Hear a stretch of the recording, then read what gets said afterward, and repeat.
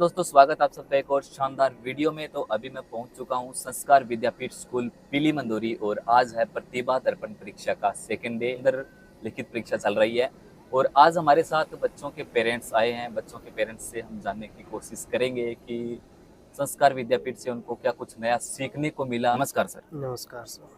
कैसे हैं सर आप? बढ़िया, आप बताइए। क्या नाम आपका? सुनील कुमार। सुनील कुमार। कहाँ से हैं? चोपड़ा से। चोपटा से हैं। हाँ जी। तो सर आपको यहाँ आकर कैसा लगा? बढ़िया लगा, सिस्टम बढ़िया है, स्कूल भी, डिज़ाइन भी सब बढ़िया लगा। अच्छा अच्छा। हाँ, और इधर बच्चों की भीड़ देख के तो ऐसा लग रहा है अभी हाँ बहुत बढ़िया। कमल सर इस तरफ आ जाओ। कल आप आए थे? नहीं, कल नहीं आ पाया था मैं। कल भी खेल हाँ, खेल प्रतियोगिता थी। हाँ। लेकिन आज आ पाया हूँ बच्चे को लेके। और अभी थोड़ी देर में ना एग्ज़ाम टाइम के बाद में पेरेंट्स और टीचर की एक मीटिंग होगी। हाँ हाँ। तो उसके लिए आप क्या कहना चाहोगे? क्या कुछ आपको उसमें अगर हमको कुछ कमी दिखी या फिर अंदर का कुछ माहौल ऐसा लगा भी हमको ये कुछ कमी दिख रही है या बढ़िया दिख रहा है तो उसी हिसाब से हम बताएंगे उनको भी हाँ बढ़िया है या सही है। ठीक है सर। ऐसे है। हाँ जी। आप जो पेरेंट्स देख रहे हैं वीडियो को, हाँ जी, उनके लिए एक मैसेज क्या देना चाहोगे? मैं मैसेज ये देना चाहूँगा कि आप एक बार विजिट ज़रूर करें। स्कूल बढ़िया है। हाँ, बच्चे, स्टाफ वगैरह सब यहाँ पर बढ़िया हैं। आज Yes, एग्ज़ाम है उनका, तो एग्ज़ाम में क्या परफॉर्मेंस करते हैं उस हिसाब से आप बच्चे का एडमिशन करवाइए। देखिए कि आपके बच्चे कितना प्रतिभावान है कि नहीं। ये बात उस सही है हिसाब- सर आपकी। हाँ, अगर आपको भी अगर स्टाफ के अंदर भी कोई कमी महसूस हो तो वो भी आपको बिना झिझक बता देना है हाँ अंदर। बिल्कुल बिल्कुल सर। हाँ, बिल्कुल भी शर्माना नहीं है। नहीं, जितने भी पेरेंट्स हैं सबसे हाँ, रिक्वेस्ट सबसे है। रिक्वेस्ट है ठीक है। जो भी कोई कमी नज़र आए तो वो सब और आप जो बता पेरेंट्स दीजिए। वीडियो देख रहे हैं, यहाँ आए नहीं है, वो कमेंट में अपनी राय दे सकते हैं। हाँ जी। बहुत बहुत धन्यवाद सर आपका। हाँ जी, थैंक यू सर। नमस्कार सर। नमस्कार क्या सर। नाम है सर आपका? मेरा नाम है सर धर्मवीर सैनी। धर्मवीर सैनी। कहाँ से हो आप? वैसे तो मैं रोहतक से हूँ लेकिन अच्छा 8-9 सर। साल हो गए मुझे सिरसा आए हुए और अभी पिछले 1 साल से हम तरका वाले गांव में रह रहे हैं। तरका वाले गाँव। हाँ, मेरी वाइफ है वो पढ़ाते हैं। अच्छा अच्छा। पहले हम कोचिंग चलाते थे सिरसा में, तो 7-8 साल से मैं सिरसा में ही हूँ। कोचिंग चलाते हैं आप? हाँ, फिलहाल अभी नहीं चलाते। मैं भी एक टीचर ही हूँ। अच्छा, मैं अच्छा। कहीं और पढ़ाता हूँ, मेरी वाइफ यहाँ पढ़ाती हैं और अभी 1 साल से हम तरका वाले गाँव में रह रहे हैं। अच्छा अच्छा। तो आप एक टीचर हैं, आपको ज़्यादा पता है बच्चों के बारे में, पेरेंट्स के बारे में। तो बच्चों के लिए मतलब स्कूल कैसा होना चाहिए उसके बारे में थोड़ा बताओ। देखो, एक लाइन में अगर मैं बताऊं तो स्कूल बिल्कुल ऐसा होना चाहिए जैसा संस्कार विद्यापीठ है। मैंने काफ़ी जगह पढ़ाया, लगभग आधे हिंदुस्तान में पढ़ाया Yes, है। sir. बड़े बड़े स्कूलों में भी मैं गया Yes, sir. हूँ।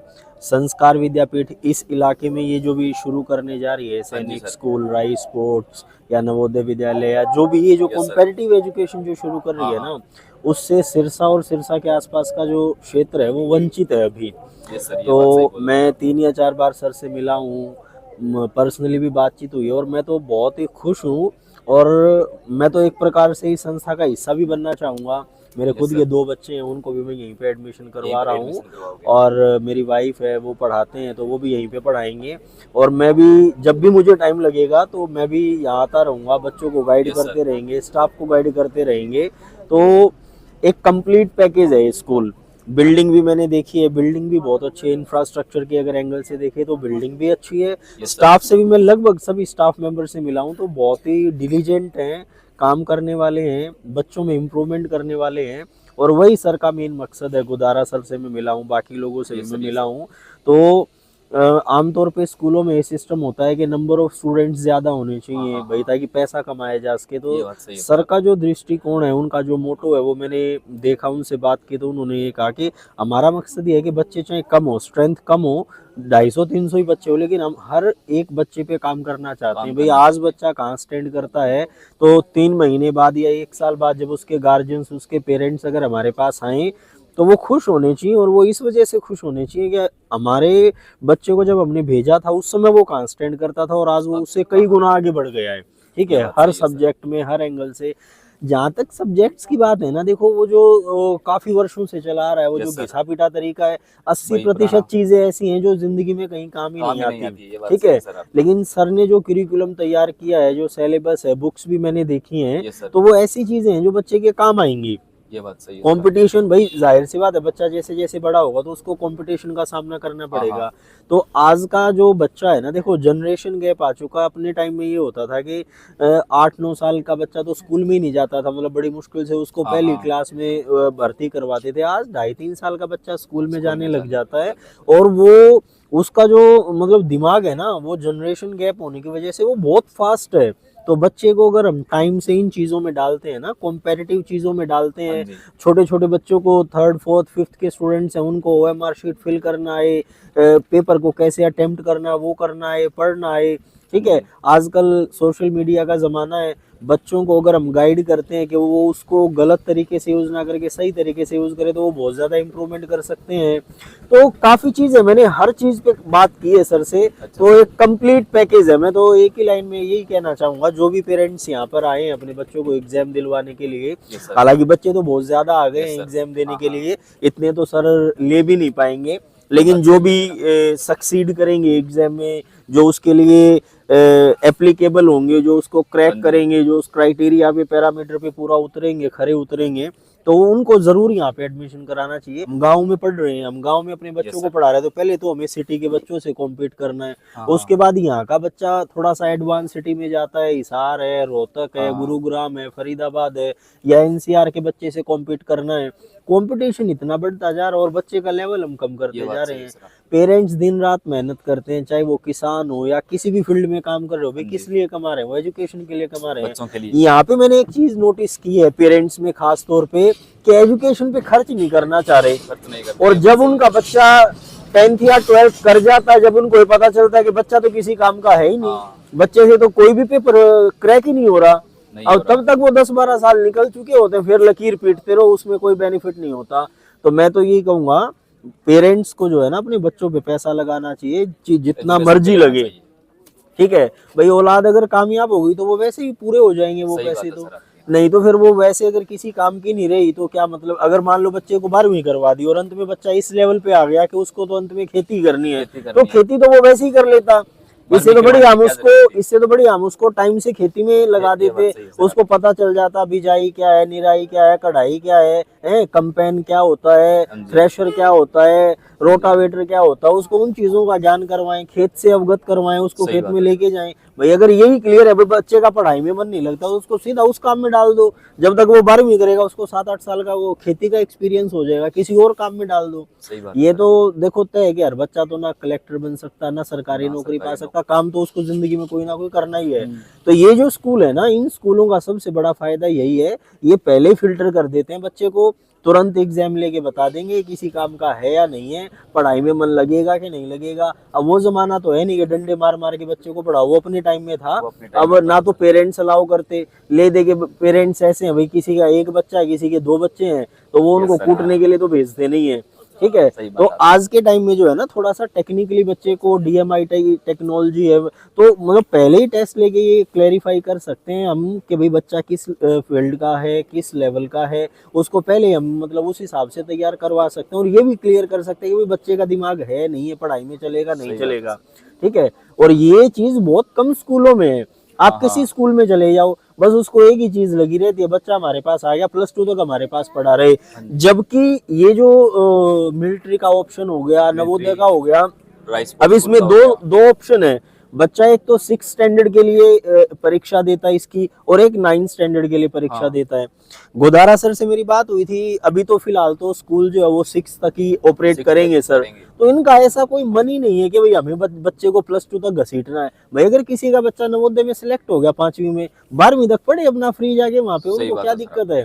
लेकिन जो रेवेन्यू पे काम करते हैं ना, जो स्कूल जिनको सिर्फ कमाई से मतलब है, वो ये सोचते हैं कि बच्चा +2 तक हमारे पास पढ़ा रहे, ये बात सही है, ताकि वो पैसे देता रहे हमारे को। जबकि हाँ वो बताएं स्कूल भाई, क्यों बताएंगे? अगर वो किसी को बताएंगे, मैं क्या कह रहा हूँ, इस इलाके में ही नहीं पता किसी को, ले दे के 1-2 अकेडमी अब ये सर ने शुरू की है। इस पूरे रूट पे ना जाने कितने स्कूल है, एक अकेले सर ने ये काम शुरू किया हुआ है।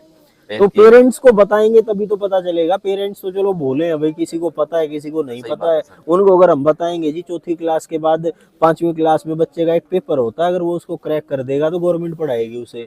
अगर बात सही मान है के चलो आर्मी पब्लिक स्कूल में किसी बच्चे का एग्जाम हो गया, ऑफिसर बन के निकलेगा, यस सर। आरएमसी में, आरआईएमसी में, मिलिट्री में, इनमें हो गया ये तो बात बच्चे सही है की सर जिंदगी बन जाती है। लेकिन पेरेंट्स को कोई बताएगा तब ना। ये बात सही है सर। 50% कसूर पेरेंट्स का भी है, क्योंकि मैं तो 7-8 साल हो गए हैं गांव वाले इस सिस्टम में घूमते हुए। बेहोश है पेरेंट्स, उनको पता ही नहीं पता बच्चा नहीं क्या है, सीख बच्चों रहा को है, क्या लेकर नहीं जागरूक सीख नहीं रहा है है। ज़्यादातर वो पेरेंट्स। अपना 2-2 घंटे 3-3 घंटे हुक्का पीते रहेंगे, बैठक यस सर। पाटते रहेंगे, उनको उस चीज का टाइम है, बच्चे का पता ही नहीं है क्या कर रहे हैं क्या नहीं कर रहे हैं। किसी के पास भेज दिया तो ये सोचेंगे वही उसको कलेक्टर बना दे। ये ये बात बच्चे सही को है घर में भी तो थोड़ी जिम्मेदारी होनी चाहिए, पढ़ रहा है नहीं पढ़ रहा है। हम्म। अभी कम से कम 30-40 बच्चों के तो हमने फोन छुड़वाए हैं, पेरेंट्स आके कह रहे बोले फोन में लगा रहता है। ठीक है, कुछ पेरेंट्स जो हैं आजकल ज्यादा ही एमिएबल हो गए। अपने टाइम में बताओ, सीधा माँ बाप स्कूल में जाते थे, एक ही बात कहते थे, ये बच्चा हमारा खाल आपके उतार देना, नहीं उतार पड़े देना। तो। आज कोई हाथ तो लगा तो पेरेंट्स ही धमकी दे के आ जाते हैं, हाथ मत लगा देना हमारे ये बात बच्चे सही को। है सर। बच्चे के सामने जब ऐसी बात बोलेंगे तो खाक पड़ेगा बच्चा। अच्छा, ये नहीं सोचते कि अंत में वो दुखी किसको करेगा। टीचर का क्या, टीचर तो आज है वो कल नहीं है। सही दुखी बात है। किसको करेगा, दुखी तो उन्हीं को करेगा, नाक यस सर। में दम तो उन्हीं के करेगा वो। तो अपने टाइम में ये होता था, जो ये एज होती थी ना +2 तक जब हम जाते थे स्कूल में, उसी समय संस्कार भी, इथिक्स भी, वैल्यूज भी, सब कुछ एजुकेशन भी सब डाल दिया जाता था। आजकल फोन यूज कर लेते हैं बच्चे, बस पता ही नहीं है क्या हो रहा है क्या नहीं। सही बात है सर। 30-40 बच्चे ऐसे हैं जिनके हमने मोबाइल यूज करने छुड़वाए। उनको हम स्कूल से आने के बाद 7 बजे तक अपने पास रखते हैं, ताकि बच्चा वहीं पे होमवर्क कर ले, मोबाइल से दूर रहे, घर जाए, खाना खाए, अपना सो जाए आराम से। Yes sir. थोड़ा बहुत अपना पेरेंट्स के, अच्छा पेरेंट्स के पास भी टाइम नहीं है, बच्चों को टाइम ही नहीं टाइम देते। नहीं है। 10 मिनट 20 मिनट आधा घंटा पेरेंट्स को अपना बच्चे को टाइम देना लेकिन चाहिए। देते नहीं है सर। कल को फिर कुछ हो जाता है तो कहते हैं हमें तो पता ही नहीं चला कब हो गया। पता कैसे चलेगा, आप जब टाइम ही नहीं दोगे अपने और एक बच्चे मोबाइल को भी तो चेक कैसे करना पता चाहिए चलेगा। बच्चों को। तो कम से कम जो है ना, ये जैसे सर का जो टारगेट है कि भाई 6ठी क्लास तक के बच्चों के लिए ये स्कूल बनाया है, हाँ, हाँ। ज्यादा नहीं तो जिन पेरेंट्स के बच्चे आज की तारीख में 3rd क्लास में है ना, उनको तो यहाँ पे एडमिशन करवा देना चाहिए। 3rd 4th 5th ये 3 क्लासेस जो है 3-4 साल में बेस उसका बढ़िया बन जाएगा। एक बार बच्चे का 5वीं 6ठी क्लास तक बेस बन जाए, फिर करा दो गवर्नमेंट में, वो भी सही अच्छे बात है। गवर्नमेंट में। गवर्नमेंट में भी डोमेन है अलग अलग, ये बात ठीक है सही नहीं। सर। गवर्नमेंट ने भी ऐसी बात नहीं है, संस्कृति मॉडल स्कूल चला रखे अपने इंग्लिश चोटका में है, मीडियम। जैसे आरोही का इंग्लिश मीडियम है, अच्छी पढ़ाई होती है वहाँ पे। लेकिन एक बार बेस बन जाता है ना बच्चे का, फिर उसको दिक्कत नहीं शुरू- आती। अब 7वीं 8वीं क्लास तक के बच्चे को पढ़े आते नहीं, बाद में चाहे उसको लंदन भेज दो, उसका कुछ फिर नहीं क्या हो फायदा सकता, सर? उसका ये कुछ बात नहीं सही हो है। सकता ना। वो उसके बाद सुने किसी की। आज का जमाना ऐसा, औलाद अपने माँ बाप की नहीं सुनती तो वो बाहर टीचर की क्या खाक सुनेगी। ये बात ऊपर सही से है। पेरेंट्स के ये आदेश होते हैं हमारे बच्चे के हाथ मत लगा हाथ देना, मत लगाना। मत लगाओ, फिर वो बिल्कुल ही नहीं सुनेगा। बच्चा 2 ही तरीके से पढ़ता है, या तो प्यार से पढ़ता है और या डर से पढ़ता है। प्यार से तो कितना पढ़ता वो सबको पता ही है, डर खत्म कर दिया माँ बाप ने, फिर पढ़ेगा कहाँ से, पढ़ाई कहाँ से होएगी। ठीक है, लेकिन फिर भी ये है यहाँ पे ओवरऑल जो है बच्चे का डेवलपमेंट होगा। मैं तो खुद पार्ट बनूंगा, जब भी मेरे को टाइम मिलेगा मैं खुद आऊंगा क्लासेस लेने के लिए। Yes, sir. हॉस्टल भी यहाँ सर शुरू कर रहे हैं तो नाइट क्लासेस भी होंगी। जाहिर सी बात है, बच्चा जब यहाँ पर रहेगा 24 घंटे तो फोन तो भूल ही जाओ, फोन ठीक है नहीं। ना भी नहीं। फिर ओवरऑल होलिस्टिक डेवलपमेंट होगा बच्चे का। हाँ जी। जरूरी नहीं है बच्चा के भी पढ़ाई में आगे निकले, हो सकता है बच्चा खेल में आगे निकल खेल में जाए, आगे निकल तो वो जाएगा। खेल का भी साथ में चलेगा, स्पोर्ट्स अकेडमी भी साथ में Yes, कर रहे sir. हैं, इंडोर गेम्स भी है, चाहे वो चेस है, कैरम है, Yes, sir. आउटडोर गेम्स भी कर रहे हैं। अभी आप देखो अपने देश के वो गुकेश आनंद एक लड़का है, Yes, sir. वर्ल्ड चैंपियन बन गया, वो वर्ल्ड चैंपियन बन गया। 50 करोड़ रुपए वो मिल चुके हैं उसको, 50 करोड़ रुपए। Yes, उसके sir. मम्मी पापा दोनों डॉक्टर हैं, वो नहीं कमा पाएंगे सारी जिंदगी में। और वो उन्होंने बढ़िया। 5वीं क्लास में उसके एक टीचर ने ये कहा था उसके माँ बाप से कि ये बच्चा पढ़ाई में चले ना चले लेकिन ये चेस में जरूर चेस में चलेगा। चलेगा, तो उसके एक चलेगा। टीचर ने ये उसकी कला को भांप लिया था कि ये चेस में जरूर चलेगा। हाँ, हाँ। तो उन्होंने ये कहा कि आप पढ़ाई को छोड़ो, पढ़ा, वो साउथ इंडिया का लड़का है तो Yes, इंग्लिश sir. तो उनकी वैसे ही अच्छी है, इंग्लिश पढ़ाई अच्छी तो है, अच्छी हाँ, है ही उनकी, ठीक है। तो उन्होंने सिर्फ चेस पे ध्यान दिया, उसका एक कोच लगा दिया, ट्रेनिंग शुरू कर दी, और देखो वो 17-18 साल का लड़का सारा आज 50 करोड़ का तो 50 मालिक करोड़ वो है। तो अच्छा, टीचर भी ऐसे होने चाहिए जो बच्चे की लेटेंट एबिलिटीज को भांप सके, देख सके कि Yes, sir. बच्चे का वास्तव में टैलेंट किस फील्ड में है। तो हो सकता है कोई बच्चा स्पोर्ट्स में अच्छा जानता हो तो सही वो बात। स्पोर्ट्स में आगे निकल जाएगा। भैया स्पोर्ट्स भी एक बिजनेस से कम थोड़ी है। बच्चा एक खेल में अगर नाम कमा ले तो आज एंडोर्समेंट, एडवर्टीजमेंट, स्पॉन्सरशिप, बहुत दुनिया कुछ है जान सर। का पैसा उनके पास। अलग-अलग आज ऐसा कोई खिलाड़ी नहीं है जो 200-400 करोड़ का मालिक ना हो। अपने पानीपत से देख लो, नीरज चोपड़ा, नीरज चोपड़ा एक भाला फेंक दिया, गोल्डन बॉय बन गया। आज पता नहीं कितनी गाड़ियां हैं, बंगले, और पैसा ही पैसा हो रखा हाँ। है। लेकिन वो पीछे 8-10 साल की मेहनत का नतीजा है। तो यहाँ पे दोनों चीजें होंगी, जिस बच्चे को स्पोर्ट्स में रुझान होगा वो स्पोर्ट्स में आगे निकल जाएगा, जिसका पढ़ाई में ध्यान होगा वो पढ़ाई में आगे निकल जाएगा। यही मेन चीज यही होने वाली है, धक्का नहीं करना किसी के साथ। भाई अगर किसी का बच्चा स्पोर्ट्स में अच्छा कर रहा है तो वो स्पोर्ट्स में आगे जाएगा, अगर पढ़ाई में अच्छा कर रहा है वो पढ़ाई में आगे जाएगा। और इनका कोई लोभ लालच नहीं है कि हमें बच्चे को यहाँ 10 साल रखना है कि 12 साल रखना है। इनका यहाँ पे मान लो किसी का बच्चा 5th में टेस्ट क्रैक कर दिया, अगर मान लो सबसे लो लेवल का भी मान के चलेंगे, किसी का बच्चा नवोदय सिलेक्ट हो गया, अपने ओडा में नवोदय स्कूल है, वहाँ पढ़ेगा, +2 तक आराम से फ्री पढ़ेगा, सरकार के पैसे पे, क्या दिक्कत है उसको। तो इनका ऐसा कोई लोभ लालच नहीं है कि हमें 10 साल रखना है बच्चे को, हमें 15 साल रखना है। ये बहुत अच्छी सोच है। मैं कम से कम 100-150 स्कूलों में मेरा आना जाना है, टाई अप है, हमारी क्लासेस चलती हैं स्पोकन इंग्लिश की, तो लगभग स्कूलों में मैंने तो यही देखा है कि बच्चा बस यहीं पे रहे कैसे भी करके, ठीक है। इनका ऐसा कोई वो नहीं है, और इसलिए मैं तो काफ़ी प्रभावित हुआ था इनसे। तभी मैंने ये कहा था कि सर मैं किसी ना किसी एंगल से जुड़ना चाहता हूँ आपसे। तो मेरे तो दोनों बच्चे हैं, फिलहाल कहीं और जा रहे थे, अभी इस सेशन से मैं यहीं पे डालूंगा। वाइफ है वो भी यहीं पढ़ाएंगे। एग्जाम देने के लिए? हाँ, गुड़िया अंदर बैठी है, अच्छा सर। 4th क्लास में हो फिलहाल, अंदर एग्जाम दे रही है, मैम वहाँ ड्यूटी दे रही है। अच्छा सर। और मैं फिलहाल कहीं मेरा कमिटमेंट है, बैचेस चल रहे हैं मेरे, तो मैं वहाँ पढ़ाता हूँ। जैसे मेरी वहाँ से क्लासेस कंप्लीट हो जाएंगी, मैं भी यहाँ पे जुड़ूंगा। यहाँ जुड़ोगे? बिल्कुल जुड़ेंगे, क्योंकि देखो मकसद जो है ना वो नेक है भाई, और हमारा भी यही टारगेट है। जहाँ हम पढ़ाते हैं, ट्यूशन वगैरह करवाते हैं, हमारा भी टारगेट यही है कि बच्चा अप करे, मतलब बच्चा का लेवल जो है वो अप होना चाहिए, पहले से बेहतर होना चाहिए। आमतौर पे स्कूलों में क्या, आप देखो 9th क्लास तक तो कोई स्कूल किसी को फेल ही नहीं कर सकता, तो माँ बाप को खुद ही नहीं पता चलता मेरा बच्चा असल में पास हुआ है। हमने तो खुद अपने हाथों से रिजल्ट बनाए हैं, फेक रिजल्ट, रद्दी से रद्दी बच्चे के। स्कूल का मालिक बोलता था कि इसके 70% बना दो, पेरेंट्स खुश हो जाते हैं, अच्छा 70% आ गए हमारे बच्चे के, वास्तव में वो 70% का 7% का भी बच्चा नहीं है, ठीक है।